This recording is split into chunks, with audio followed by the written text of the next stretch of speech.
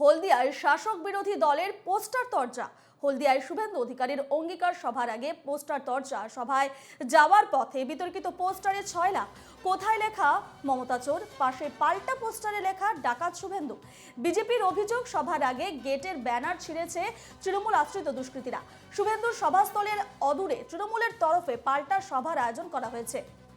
দুই যুযুধান রাজনৈতিক দলের কর্মসূচি ঘিরে সরগরম হয়ে উঠেছে হলদিয়ায় শুভেন্দু অধিকারীর সভা রয়েছে এবং তার পাল্টা সভা রয়েছে তৃণমূলের তরফ থেকে। হলদিয়ার শাসক বিরোধী দলের পোস্টার তরজা।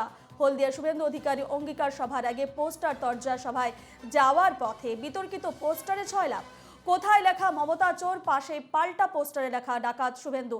এই সম্পর্কে আরো বিস্তারিত জানবো। আমাদের সঙ্গে সরাসরি রয়েছেন আমাদের প্রতিনিধি সঞ্জীব দুবে। সঞ্জীব, যেমনটা আমরা দেখতে পাচ্ছি একেবারে পোস্টার তরজা শাসক বিরোধীর।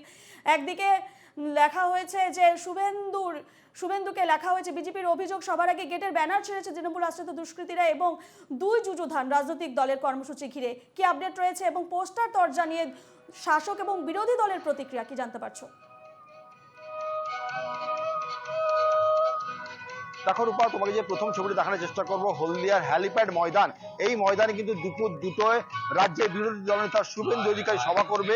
এই সভাটার নাম রাখা আছে অঙ্গীকার সভা। এই সভা থেকে দুটোর সময় তিনি কি বার্তা দেবেন সেটাই কিন্তু বিজেপির দলীয় কর্মীরা সেই প্রতীক্ষায় রয়েছে। এবং এই সভার আগে গতকাল রাত্রে এই সভা থেকে কিছুটা দূরে শুভেন্দু অধিকারীর নামে পোস্টার পড়েছে, পাল্টা পোস্টারও কিন্তু মমতা বন্দ্যোপাধ্যায়ের নামে পড়েছে। অতএব দুই রাজনৈতিক দলের দুই পোস্টার খেয়ে কিন্তু একটা তরজা তৈরি হয়েছে। এবং আমরা বলতে পারি যে এই হলদিয়া হ্যালিপ্যাড ময়দান থেকে কিছুটা ঢিল ছড়া দূরত্বে সেখানে কিন্তু শুভেন্দু অধিকারীর অনেকগুলো পোস্টার, পাশাপাশি মমতা বন্দ্যোপাধ্যায় চোর এই পোস্টারটাও পড়েছে। এবং তো বলতে পারি যে তৃণমূল কংগ্রেসের পক্ষ থেকে অভিযোগ করা হয়েছে যে এই সভাতে লোকজন হবে না, সেই জন্যই কিছুটা মোড় ঘোরানোর জন্যই বিজেপির পক্ষ থেকে এইটা করা হচ্ছে।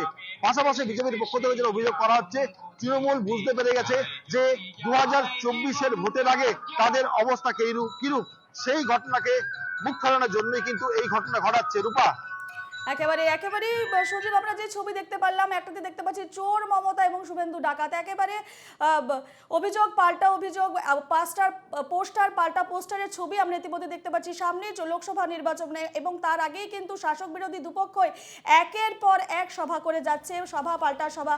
সেক্ষেত্রে শাসক বিরোধীর তরফ থেকে আজ যেহেতু শুভেন্দুর সভা রয়েছে, সেক্ষেত্রে শুভেন্দুর সভা ঘিরে কতটুকু আশাবাদী হলদিয়ার মানুষ?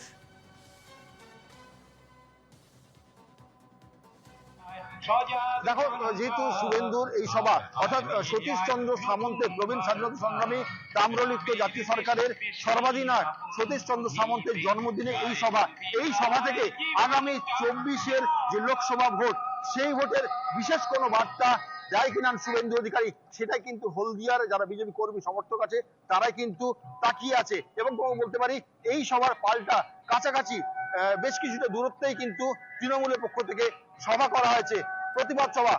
কেন্দ্রীয় সরকারের যে বঞ্চনা, অথবা 100 দিনের কাজের টাকা যে না দেওয়া, সেই বঞ্চনার প্রতিবাদে কিন্তু তারাও কিন্তু বিক্ষোভ ধর্ণা মঞ্চ করছে বিভিন্ন জায়গায়। রূপা, একেবারে ধন্যবাদ তোমাকে সঞ্জীব, তুমি খবরে নজর রাখো।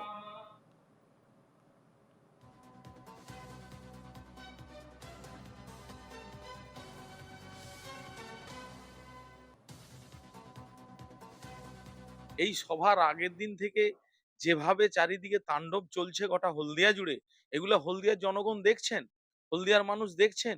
এটা একটা সুস্থ সমাজের কাজ। নাগরিক কমিটি পোস্টার প্ল্যাকার্ড দিয়েছে, এটা নাগরিক কমিটির ব্যাপার, তৃণমূলের কোনো ব্যাপার নয়। তৃণমূলের এমন কোনো দৈন্যদশা আসেনি যে শুভেন্দু অধিকারী এগেনেস্টে পোস্টার বা ফ্ল্যাগ দিতে হয়।